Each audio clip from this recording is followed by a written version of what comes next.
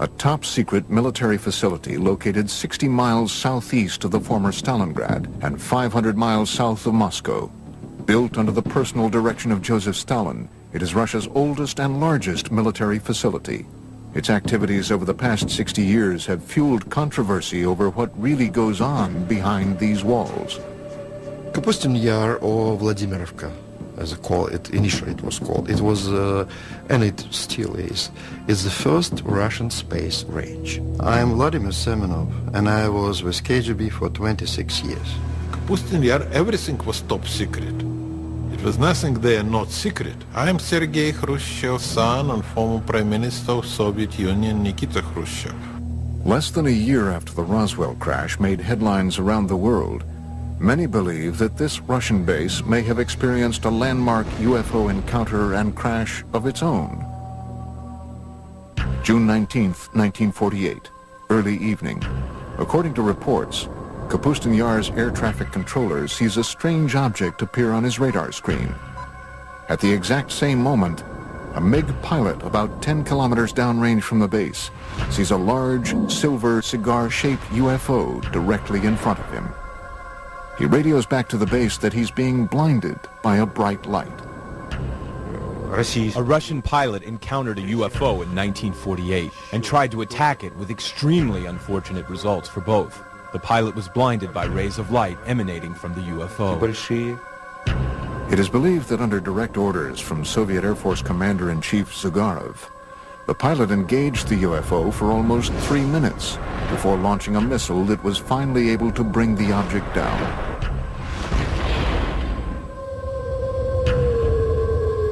But unlike Roswell, this crash never made the papers. It's 1948, it's a secret air base. Suddenly a cylinder appears over Russia's most sensitive air base. They scramble the MiGs. It's a dogfight. Russian pilots are good. And imagine this plane getting right on top of that craft. The MiGs fire their rockets as the directed particle beam weapon explodes the MiG, and they both go down. Reports suggest that the blinded pilot, in his final attempt to regain control of his MiG, was hit by the object's weapons and perished along with his airplane. What did the aliens use? What were they firing? What they were probably using was a particle beam weapon. We know what the MiG used. It was the things that the Russians were using at the time. It was firing its guns, it was firing its rockets, and it was firing some very early version of a missile. Somehow, that MiG was able to break up the anti-gravity envelope that surrounded the craft. The cigar-shaped object couldn't stay aloft anymore and crashed. And the Russian retrieval teams, overjoyed that they have their first spacecraft, jump on this thing, and they take it underground to Zitka, and the Russian secret UFO program begins. I'm Bill Burns, publisher of UFO magazine. Let's face it, everybody wants to get his hand on a flying saucer. It's a wonderful weapons delivery and defense system. I'm Stanton Friedman. I'm a nuclear physicist, lecturer, ufologist.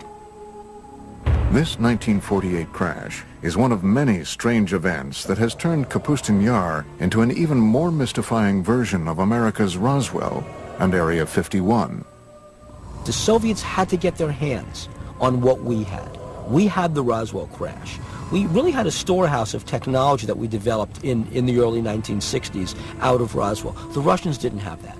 Well, how do you get that technology? It doesn't just fall out of the sky. You go after it. And the Russians went after it by embarking on suicide missions.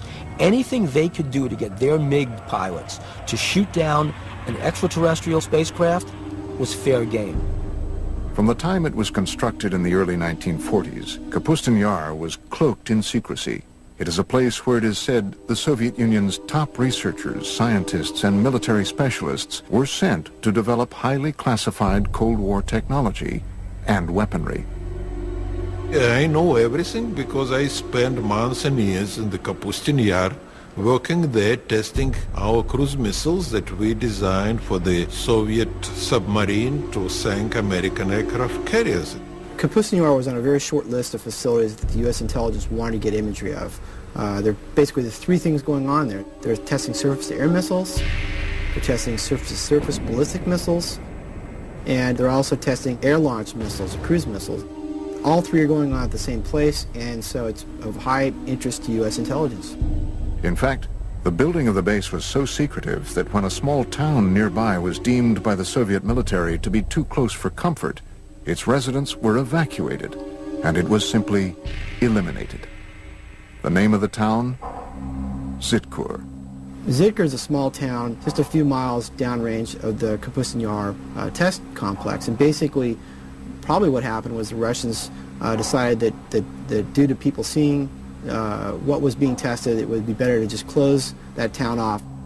Many researchers believe the name Zitkur was subsequently assigned to the highly classified subterranean UFO research center beneath Kapustin Yar. There is an idea that in Zitkur and Kapustin Yar there is a storage point for crashed UFOs and corpses of the visitors and members of their crew.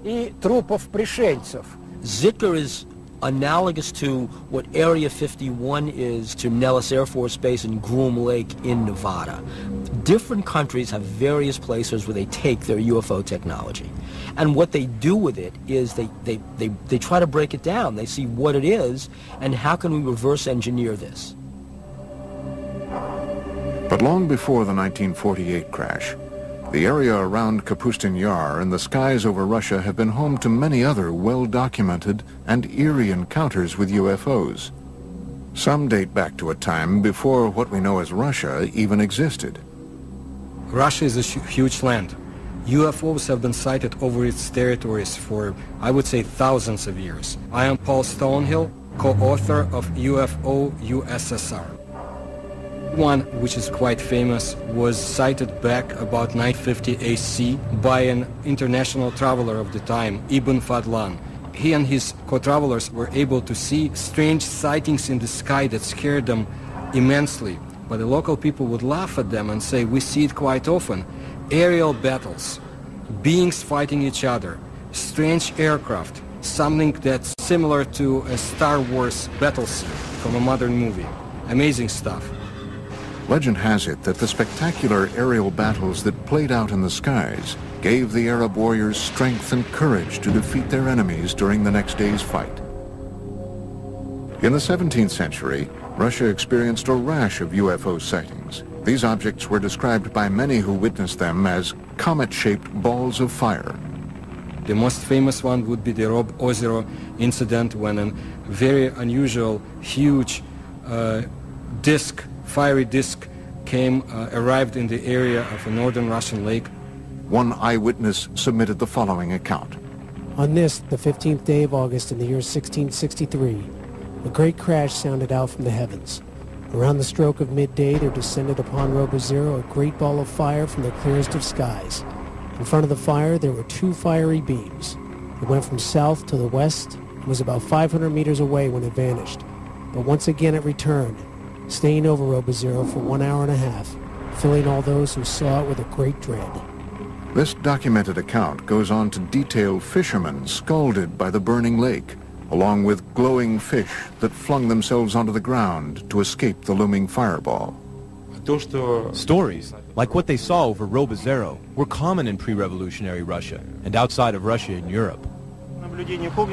When we speak specifically of sightings on the territory of the Soviet Union, percentages are very high, more than 50%, that these UFO sightings would be some sort of fiery, sphere-shaped UFO. Another extraordinary sighting took place over Moscow in 1892. An eyewitness report was later published in the March 17, 1892 edition of the Russian newspaper Svet. The pillar of light was pointed straight down to the earth, forming a cone-shaped bundle of rays in the color of ordinary flames.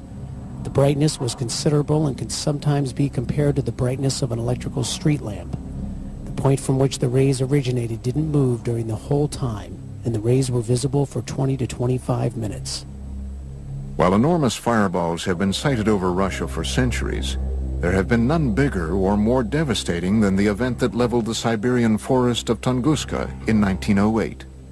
And of course it was one of the theories which have to appear that it was not a comet, it was not meteorite, that in reality it was a spacecraft. Coming up, did a UFO explode over Tunguska. It is believed that not one but two objects collided over the Tunguska in 1908, equal to many Hiroshimas. And later, what happened to the wreckage of the 1948 crash at Russia's Roswell?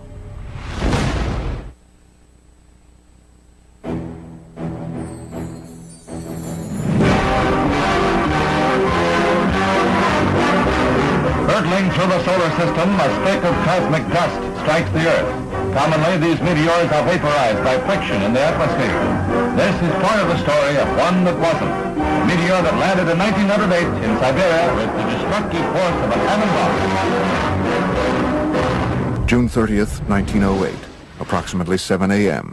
The tranquil forest of Tunguska, Siberia, was rocked by a deafening, earth-shattering explosion. The explosion packed the power of a 40-megaton hydrogen bomb. Large trees snapped like tiny twigs as the explosion decimated the dense forest. The effects of the blast were felt as far away as Western Europe and were at first believed to have been caused by a giant meteor smashing into Earth. My own personal conclusion is that that was Mother Nature showing off, if you will, but that there was no intelligence behind what happened there. It wasn't a rocket, it wasn't a bomb sent to let us know that aliens are watching you, Earthlings. Literally a catastrophe from outer space. Yet UFO researchers say if this devastating explosion was the result of a meteor, why were there no craters found in or around Tunguska? It is something scientists to this day have had trouble explaining. This was, let's call it an explosion, although some people call it an implosion. Whole kilometers of the taiga forest were destroyed. The event itself caused changes in the magnetic field of our planet. The academic establishment is of the opinion that the Tunguska event was simply a meteor, but there are many facts that speak to the idea that it was, on the contrary, rational guided flight. It made a turn, which is something that a natural object or meteor could not have done. What was it that could have done that level of devastation and not leave a crater? Modern-day UFO researchers were not the first to suspect that the Tunguska event was the work of something other than a meteor. Reports suggest that Stalin believed the Tunguska blast was the result of a UFO that had launched some sort of experimental weapon. Stalin was interested in the acquired information to determine whether UFOs presented an immediate threat to the Soviet security. That's why he used some of his top scientists to give him an assessment. Scientists like Korolev studied UFO materials. Sergei Korolev, one of the Soviet Union's most celebrated scientists, would go on to become the father of the Russian space program and the man responsible for Sputnik. Along with Stalin, he was determined to solve the mystery of Tunguska. These observations prompted him to finance an expedition to the place where the Tunguska event happened. Sergei Korolev used his own money to send an expedition to the Tunguska area in helicopters. Korolev never met with Stalin. There was some researchers who was looking to prove that Korolev really met with Stalin, but they didn't find any record. Stalin presumed it really could have been a spaceship. He wanted to find the fragments of that ship, put it back together, and recreate the object for military purposes. Initially, Korolev found that many of the physical scars left behind at Tunguska were still visible. But the most shocking discovery came in the form of radioactive metallic fragments found at the site. Debris uncharacteristic of any asteroid or meteor. If you go along the flight path of the Tunguska object and continue past the crash site, you reach an area that Russian ufologists call the Devil's Graveyard. It's a 300 square meter area where not a single plant grows and animals die. It also has a higher than normal radioactivity level. This is a result of what might possibly be a radioactive metallic fragment from the crash. The radiation levels were there. I mean, meteors don't come down with that level of radiation. So one of the stories is it was a mothership that detonated. It is believed that Korolev privately told Stalin that the incident at Tunguska had indeed been caused by a UFO, fragments of which were still scattered around the area. However, in his top-secret official report, Korolev is said to have told a much different story. The official party line, Tunguska, was the result of a giant meteor. The whole point was, if the information serves the bureaucracy, good. If it doesn't exist. So where were the radioactive fragments from Tunguska taken? Some believe the evidence was transported to Kapustin Yar's underground base, Zitkur. Different countries have various places where they take their UFO technology. Well, the Soviets basically had one at Zitkur, and it was where they could try to figure out what the technology is and how do we use it. And of course, the security around those bases is essentially shoot-to-kill security. Was Stalin's team of scientists inside the underground lab of Zitkur using UFO wreckage to advance their fledgling missile defense and space programs? They had a couple of people, men, at the top of their program who really pushed the space program. I'm Fred Kulik at Caltech. The head of the space program had direct connection to Stalin and later Khrushchev. In their quest to acquire UFO technology to beat the Americans in the space race, it has been reported that top Soviet military officials ordered MiG pilots to shoot down UFOs as far back as World War II, a time just before the Russian Roswell crash of 1948. So that gives you a two-pronged concern about UFOs. One, you want the new technology to top the other guy's flying technology. And two, we need to be on the alert for new stuff from them. So either way, you want your guys to shoot them down. As the word spread that UFO wreckage from Tunguska and the 1948 incident were being studied at Zitkur, Russia's Cold War enemies were becoming more and more intrigued by what might be going on above and below the top-secret military base. The CIA had agents in the Soviet Union back in 1950s who had reported on UFOs, and the CIA was very much interested in what was happening in the Soviet Union. Coming up, shocking, never-before-seen U-2 reconnaissance photos of Kapustin Yar.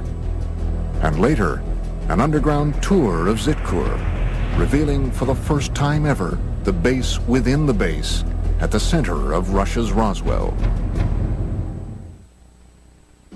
In the early stages of the Cold War, the Soviet military test site of Kapustin Yar became a hotbed of secret activity. Activity that involved advanced weapon, missile, and rocket tests. So after World War II and the development of the atomic bomb, they were not able to build small atomic weapons. So they had to build big rockets to carry them. Unlike the U.S., we still had fairly sizable rockets, but we could miniaturize things to a certain extent, much better than they could. So from the very beginning, they envisioned large rockets, and that really gave them a start on the space program as well. The Russians had one of the scariest pieces of paper I've seen at one of the 20 archives I've been to, said that the Russians have made more progress in the past 18 months in the development of nuclear weapons and methods for delivering them than had been anticipated for 5 years. That was in 1951. By the early 1950s, rumors of UFO activity and experiments at Kapustin Yar had indeed leaked beyond Soviet borders. Alarming news that some say may have prompted the U.S. to find out once and for all if the Soviets had gotten their hands on UFO technology. Kapustin Yar and Zitkur were at the top of our military watch in the same way that Area 51 and Wright-Patterson Air Force Base on Los Alamos were at the top of their military watch. Tim Brown is a senior analyst at globalsecurity.org. His specialty? Interpretation of top-secret satellite and spy imagery for both private and governmental agencies. Kapustin Yar was in the top 10% of facilities that the U.S. intelligence was monitoring in Russia, and that's evidenced by just the sheer volume of declassified documents that are available that show that there was a consistent, ongoing interest in what was going on at that facility. Not long after the United States had developed its most sophisticated spying machine to date, the U-2 spy plane, the first mission was to, where else? Kapustin Yar. This is probably the first time anyone outside of the CIA or the intelligence community has looked at this, the U-2 imagery of Kapustin Yar. reconnaissance couldn't reveal can now be seen for the very first time in this exclusive underground tour of what could be the nerve center of all Soviet UFO activity, Zitkur. Based on reports and drawings from Russian UFO expert Anton Anfilov, seen in the West for the first time, this rendering is what might possibly be the first glimpse ever of this secret cryptic facility a quarter-mile below Kapustin Yar. Let's say that you get a chance to go down there to the most secret Russian UFO laboratory. It's not glorious, high-tech, and brightly lit. It's dank, it's dark, and it's dingy. It's Russian. It's extremely compartmentalized. It's like an underground shopping mall, except inside the mall are all these rooms where there's exotic technology being taken apart and put back together. In this hub, they're doing autopsies on alien bodies. In that hub, they're reconstructing an engine. Then you've got these fantastic Rube Goldberg machines. What they are machines to test various components, and then finally you come upon these huge underground hangars. And what you're struck by is that there are no airplanes in the hangars. There are these long, cigar-shaped, cylinder-shaped craft in various stages of disrepair because they've crashed. And they're going to try and reverse engineer these. That's what you'd see at this base. Is this the secret location where the wreckage from the 1948 Russian Roswell crash was taken, along with fragments from the Tunguska UFO? I cannot deny rumors of the so-called captured UFOs. The Soviets tried to recover lost fragments of their secret tests, and it would be convenient to them to say, yes, UFOs is something that we captured, a UFO is in our hands, but why would they keep the secrecy on the subject of UFOs so tight? And did this heavily guarded experimental facility specialize in reverse engineering designed to destroy the United States?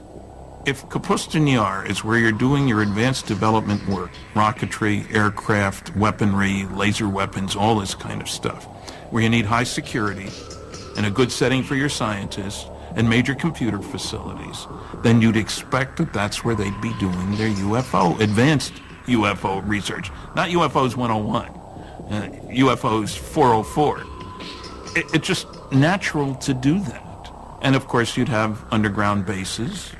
You'd have protection against intruding aircraft. You'd be looking out for the U-2s.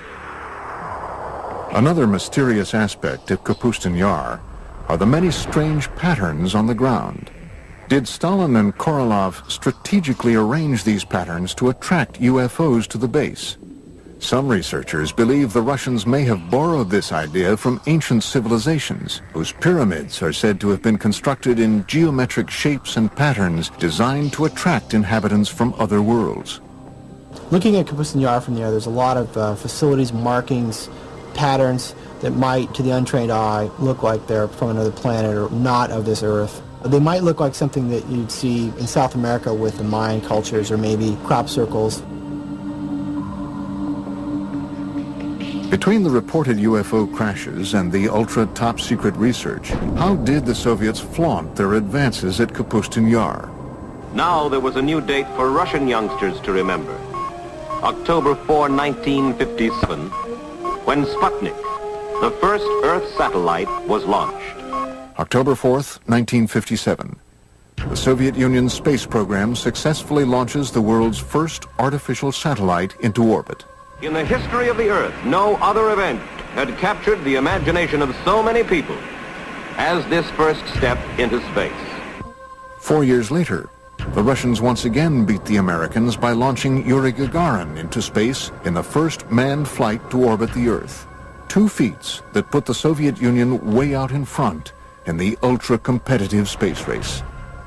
We are the first, and all next steps in space for, I would say, for nearly 10 years, Soviets was ahead of the United States. First man into space, first woman into space, first walk into space, first rendezvous in space, first docking in space, and so on and so forth, until 1981 when the shuttle was launched. I'm sure the Russians have done their darnest to reverse engineer anything they can get their hands on, whether it's American or German or alien. Coming up, relive what many believe to be a spectacular UFO crash at the actual site in a village near Kapustin Yar. I don't recommend that we stay here any longer. It's already harmful. Let's leave here and go to some place where no unknown forces can act upon us and influence us. And find out exactly what the KGB knew about dogfights between MiGs and UFOs at Kapustin Yar as we open the mysterious KGB Blue File.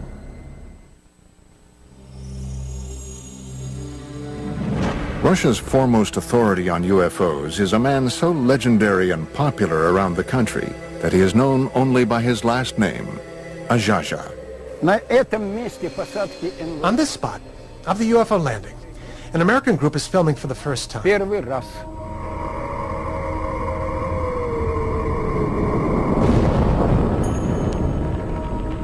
was very popular at the peak of the UFO activity in the Soviet Union. It was late 60s, 70s. At that time it was not permitted, but not restricted to talk about this. Azhaja invited the History Channel on an exclusive tour of a reported UFO crash site not too far from the site of the Russian Roswell crash of 1948. For that, I have to stand there, on that particular corner. Using two copper rods, Azhaja begins the tour by testing the ambient energy that the crash site still emits today.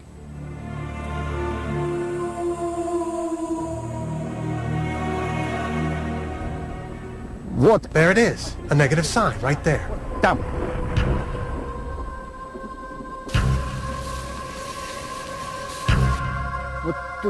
there, that way.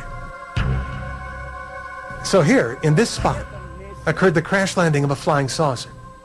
First I'm going to go directly across. Then I'll go perpendicularly. Then I'll go by the diagonals. This is where the boundary begins. All right, I'm going towards the center. In the center, we see a lot of plant growth and compact. And what's most important is that here, it shows a positive signal. Now we are going towards the border. Now they're showing neutral. And here, here's the other part of the border. Right from here to over there. Now I'm going away from the center, toward the other side. Azhaja is walking the 100-foot by 20-foot outline of a cigar-shaped UFO that reportedly crash-landed here in 1961. Again, now we're going back. It shows a powerfully strong signal. See how it's turning? It's powerfully positive. We're going back. Negative. There it is, see? Here's where the border is. We got one point over there, another point over there. 3 point and 4 point.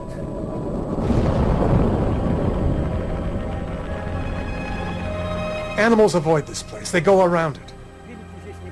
Cattle don't graze here. Yes, there is unknown energy, which, as experience shows, affects people in a negative fashion. Your pulse changes. The heartbeat changes. You grow short of breath. You begin to sweat. Okay. I don't recommend you stay here any longer because it's already harmful. Come on. Let's leave here. For a normal place, where no unknown forces will influence us and act upon us. Azhaja's account of this UFO crash was supported by a resident of adjacent Shodnya village, who upon seeing Azhaja told her account of seeing the crash out of her window, which overlooks the site from less than 200 yards away. Well, it was 4 or 5 in the evening. It was later in the day. And suddenly my mother screamed. She said, "Hey, look at that. There was some kind of ball, a sphere that flew by." And then she said, "Oh, it's probably a flying saucer." And it was a big, fiery red sphere that flew by. The sphere went over there, past the train tracks, and went down into the valley of the river Skunya, right down and over the river. Experts like Ajaja believe that UFO events like this crash, as well as the 1948 Russian Roswell crash, caused a Pandora's box to open over Kapustin Yar, leading to what some have called a war in the skies over Russia. Pilots would often receive orders from the ground to defend their airspace and shoot down UFOs. Other times, the UFOs would go on terrifying attacks. What intrigues me about the Russians as much as anything is apparent dogfights between UFOs. And I've read several accounts of that, several of them having dogfights. Perhaps the most compelling evidence of encounters between Soviet MiGs and UFOs over Kapustin Yar comes firsthand from the most celebrated of all Soviet test pilots, Marina Popovich. A national hero, a cosmonaut, perhaps the Chuck Yeager of Russia. She says that she witnessed actual battles between Soviet pilots and UFOs. One incident in 1964 occurred during a Soviet Air Force training mission. Alexander Kapagin was the commander of a squadron and a pilot instructor in one of the flight schools. One day he was flying with a cadet and they were attacked by a UFO. They went into a spiral dive. While on another top-secret military expedition in February 1980, Colonel Popovich encountered multiple unidentified objects in the skies over Russia. I saw 3 fireballs, 3 amazing lights in the form of a triangle, and I observed them as they flew away. Another MiG test pilot, Colonel Vyatkin Lev Mikhailovich, agreed to tell his first-person account for our cameras for the very first time. August 7th, 1967, 6:30 in the evening. Colonel Mikhailovich reports that his MiG was momentarily captured in midair by a UFO. When I was making the aerial move to the left, suddenly from above I saw a light. This big disc began to slowly light up, and I just had time to quickly tilt the plane, but the wing hit the ray of light. The plane shook and the gauges and instruments began to move from right to left, right to left. It is as though the ray of light dissolved into shining little points of light. Imagine my surprise when my technician named Mikhail said, "Lev Mikhailovich, the wing of the airplane is glowing." As it turns out, for a whole week in the hangar, the left wing was glowing with a white light. They washed the wing with kerosene, and soon after that, the glowing ended. Fortunately, Colonel Mikhailovich's encounter with a UFO over the skies of Kapustin Yar in the 1960s did not end as dreadfully as the famous 1948 encounter in the same skies. No, I wasn't scared. I was just puzzled. I was particularly stunned that the ray of light turned out to be hard, because I felt the impact. As UFO reports continued to stream into the Soviet government from both civilians and military officials, the KGB was busy covering up the reports, silencing those who made them, and clamping down on the press. But all the while, the spy agency was creating an official report on UFO activity in the USSR called the KGB Blue File. Americans will never understand this, you know, because you have to be inside KGB to know the power KGB had. And during Stalin time, KGB was unbelievably powerful. Written and researched over the 20-year span between the mid-60s and the mid-80s, the KGB Blue File was one of the most extensive official explorations of UFOs ever commissioned by any governmental agency anywhere. The KGB Blue File is a 124-page collection of documents released in 1990. I believe this is not everything the KGB has had in their hands, and I'm not the only one. The Blue File compiled thousands of reports of UFO sightings, dogfights, and crashes, all of which were described in vivid detail. According to the Blue File, as recently as March 21st, 1990, the residents of a dozen Russian towns not too far from the gates of Kapustin Yar all witnessed the exact same UFO sighting between 10 and 11:30 p.m. The following is from the written account of a KGB internal affairs officer. After obtaining more exact information, it was established that a rather large number of residents in nearby cities became eyewitnesses of a UFO, and in several cases, 2 UFOs. One witness saw a ray of light emitted from the object that illuminated the Earth's surface. If there are so many rumors and talks about UFOs, sooner or later government will ask its intelligence. What's going on, guys? Explain us. And KGB had to create this file with all the publications abroad and some witnesses who saw or thought that they saw it. Is it possible that this 1990 incident could have been a simple military test sent up from the grounds at Kapustin Yar? Or was it yet another incident involving UFOs? Coming up, shown for the first time outside of Russia, exclusive footage of what might be the only recorded evidence of a fireball UFO crash. If the Soviet Union had not imploded under its own weight in the early 1990s, the chilling accounts you've just seen of close encounters of the first kind in and around Kapustin Yar would have remained yet another Soviet-era secret. It's different, because the time is different. You know, if you're talking with elder generation, yes, of course, no question about this.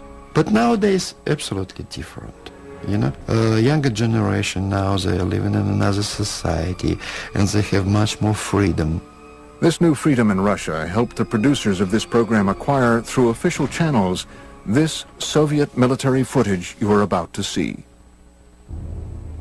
Throughout the 50s and 60s, the Soviet military experienced a string of failed rocket launches and missile tests that resulted in one disaster after another at the base. Were these simply accidents or retaliatory attacks by UFOs? I have heard a story, for what it's worth, and I don't usually talk about myths, but I've heard that 4 Soviet big launch vehicles were exploded on the pads by aliens because they kept trying to shoot down the flying saucers.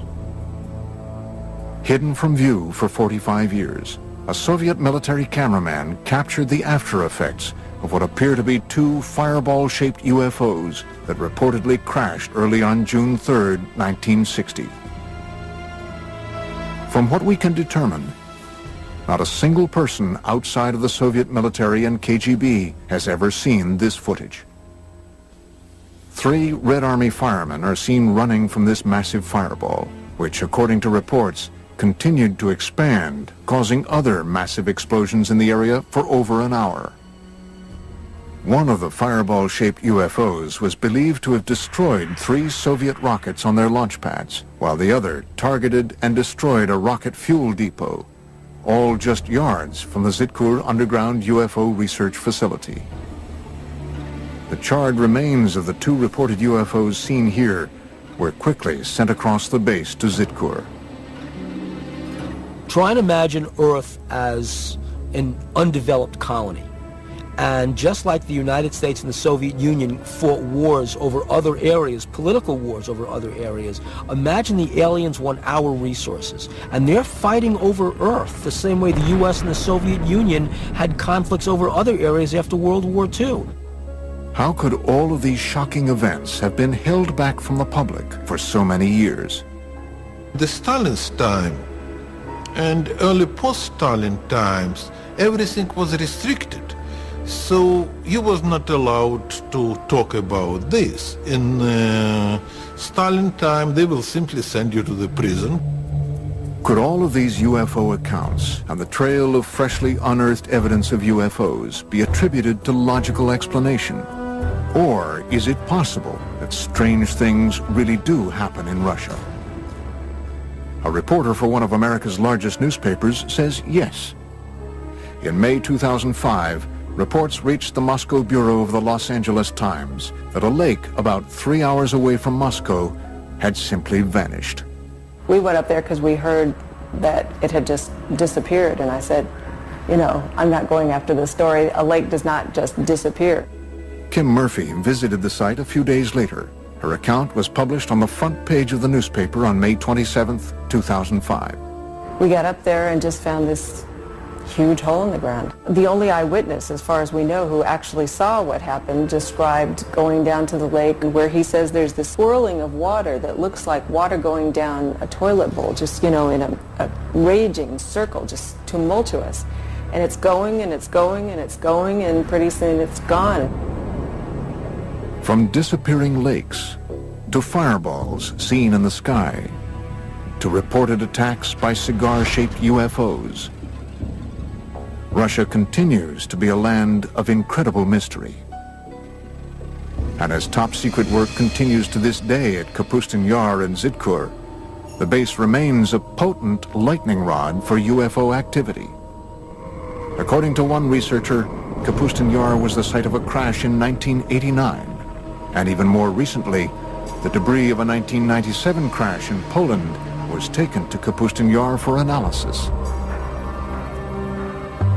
Recent political moves by Russian President Vladimir Putin have caused some in the West to accuse his government of closing the Iron Curtain once again on today's vibrant Russia. On a day-to-day basis, people are convinced and worried that Putin's Russia is a much more authoritarian Russia than was Yeltsin's Russia. They do know that UFO information is not available from Russia as easily as it had been before. You lose the ability to control secrets in an open society. Putin came out of the KGB. He's seeing a lot of valuable information and valuable technology go to private sources. The Soviet Union is closing down in a lot of areas, but also closing down in UFOs. It might be even longer until the curtain is pulled back on the secret underground laboratories and lairs of this legendary Area 51 of Russia. And we have only just begun to scratch the surface of the puzzling mysteries of Russia's Roswell. Extraordinary claims require extraordinary evidence. Seeing is believing.